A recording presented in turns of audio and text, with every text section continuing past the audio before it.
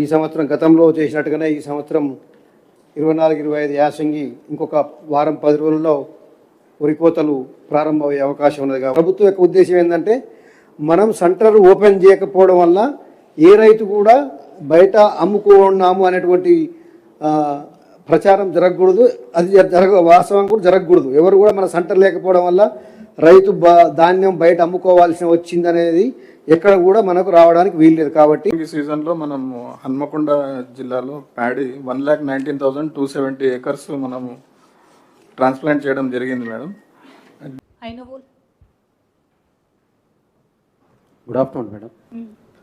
కూడా ఫిబ్రవరి 2nd Fortnite నుండే start అవుతుంది కాబట్టి మాకు ఇబ్బంది అయితే ఏం లేదు మేడం. క్లీనర్స్ 210 ఉన్నాయి, moisture meters 179, electronic weighing scales 347. Agencies DRDO side నుంచి ప్లస్ డిసిఓ సైడ్ నుంచి ఈచ్ సెంటర్లో ఏవైతే ఎక్విప్మెంట్ ఉందో ఆ ఎక్విప్మెంట్లో anything which needs to be repaired or legal metrology testing ఇంకా అవ్వలేదు అంటే ఇమీడియట్గా ఈ మీటింగ్ అయిపోయిన వెంటనే ఆ ఫిగర్స్ మీరు డిఎంఓ గారికి లీగల్ మెట్రాలజీ ఆఫీసర్కి కమ్యూనికేట్ చేయండి. సో మనం డిఆర్డి ఐకేపీ సైడ్న ఈసారి మనము యాసంగికి సంబంధించి పీపీసీస్ 45 ప్రపోజ్ చేస్తున్నాం మ్యామ్. ధర్మసాగర్లో 9 ఉన్నాయి మ్యామ్, నడికూడలో 7, వేలేరులో 7 ఉన్నాయి మ్యామ్. సో రిమైనింగ్ టోటల్ కలిసి 45. దీనికి సంబంధించిన మనకు ఇన్ఫ్రాస్ట్రక్చర్ రిక్వైర్మెంట్ గురించి ఆల్రెడీ మనం డిఎం గారికి 24th మనం ఇవ్వడం జరిగింది మ్యామ్. లారీ మిల్లుకు పంపించినప్పుడు అవి సన్న బియ్యం స్టెన్సిలింగ్ లేక మీరు సన్న బియ్యం దొడ్డు బియ్యం కలిపేసినారు మిల్లర్స్. మనకి ఎక్కడ కూడా లెక్క కూడా కష్టమైపోతున్నది. కాబట్టి ఈసారి అది రిపీట్ కాకుండా చూడండి. ఎట్టి పరిస్థితుల్లో సన్న వడ్లకు ఎస్ అనే స్టెన్సిల్ ఉందో స్టెన్సిల్ కంపల్సరీ వేయాలి. సంబంధించి మౌలికంగా ఇన్ఫ్రా మొత్తం టార్పాలిన్లు కానీ మాయిశ్చర్ మీటర్లు, weighing scales, paddy cleaner plan చేశాం మేడం. లెవెల్లో పెట్టిస్తాము.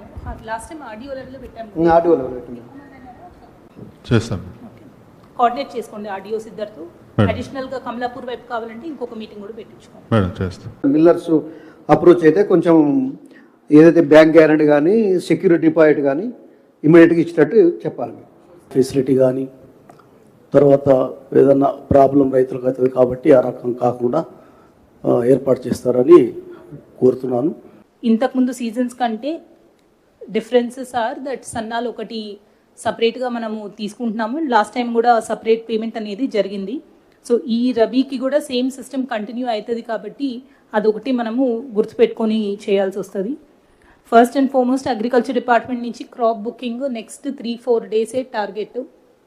మీరు మళ్ళీ ఇంకా టైం ఉంది మా మండల్కి April 3rd వీక్లో ప్యాడీ వస్తుంది అని అనుకొని డిలే చేయొద్దు. ఏదున్నా కానీ next 3-4 days latest before Saturday 100% crop booking అనేది కంప్లీట్ అవ్వాలి ఇన్ ఆల్ మండల్స్. సెకండ్ వచ్చేసి ఆర్డిఓ లెవెల్లో హార్వెస్టర్స్ మీటింగ్ నెక్స్ట్ 3 డేస్లో కంప్లీట్ అవ్వాలి. ఇది ట్రాన్స్పోర్ట్ డిపార్ట్మెంట్ కోఆర్డినేట్ చేసుకోండి. ఇద్దరు ఆర్డిఓస్ నుంచి టైం తీసుకొని in the presence of all tahsildars, in the presence of agriculture officer ఈ హార్వెస్టర్స్తో మీటింగ్ కండక్ట్ చేయండి. ఫీల్డ్లో ఎక్కడైనా వేరియేషన్ కానీ వాళ్ళు కంప్లై అవ్వట్లేదు అని అగ్రికల్చర్ ఆఫీసర్స్కి కానీ ఏఈఓస్కి నోటీస్లో వస్తే తహసీల్దార్కి ఇన్ఫామ్ చేసుకుంటూ వాళ్ళ మీద కేసు బుక్ చేయటం కానీ వాళ్ళని మళ్ళీ ఒకసారి కౌన్సిలింగ్ చేయటం కానీ ఈ స్టెప్స్ కూడా తీసుకోవాల్సిందిగా కోరుతున్నాను.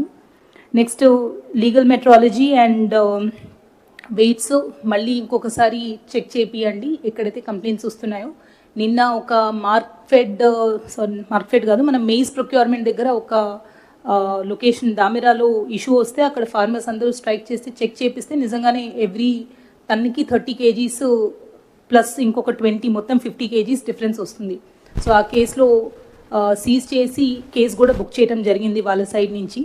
So this is to all the paddy purchase centres ఎవరైతే సెంటర్ ఇన్ఛార్జెస్ ఉంటారో మీరు ముందుగానే చెక్ చేయించుకోండి. మళ్ళీ మాకు తెలియదు మేము చూసుకోలేదు అని చెప్తే మాత్రం the excuse will not be accepted. So ఏదన్నా వేరియేషన్ ఉన్నా డిఫరెన్సెస్ ఉన్నా కానీ రిపేర్ చేసుకోండి.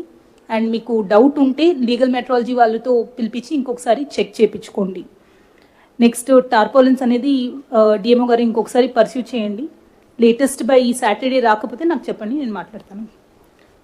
కమింగ్ టు సెంటర్ ఇన్ఛార్జెస్ అందరికీ కూడా ఇందాక అందరు చెప్పినట్టు మీ tab plus software whatever is there ఈ నెక్స్ట్ 3-4 డేస్లో మీరు రెడీ చేసి పెట్టుకోండి. మీకు ప్యాడీ ఎప్పుడైనా రావచ్చు, బట్ ప్రిపేర్డ్నెస్ అనేది మాత్రం 3-4 డేస్లో కంప్లీట్ చేసుకోండి. సైనేజెస్ ఎంటర్ అయినప్పుడు సన్న రకం దొడ్డు రకం ప్యాడీకి లాస్ట్ టైం ఎట్లయితే పెట్టారో అదే ప్రెమిసెస్లో 2 సపరేట్ సైడ్స్, ఒక సైడ్ ఒకటి ఇంకొక సైడ్ ఉంటుంది కాబట్టి ఆ సైనేజెస్ అనేది క్లియర్గా ఏర్పాటు చేసుకోండి. దాంతోపాటు డ్రింకింగ్ వాటరు, షేడ్ ఉండాలా, పవర్ ప్యాకెట్స్ ప్లేస్ చేయమని చెప్పి ఆల్రెడీ మన ఈజీఎస్ వర్క్ సైట్లో పెడుతున్నాము.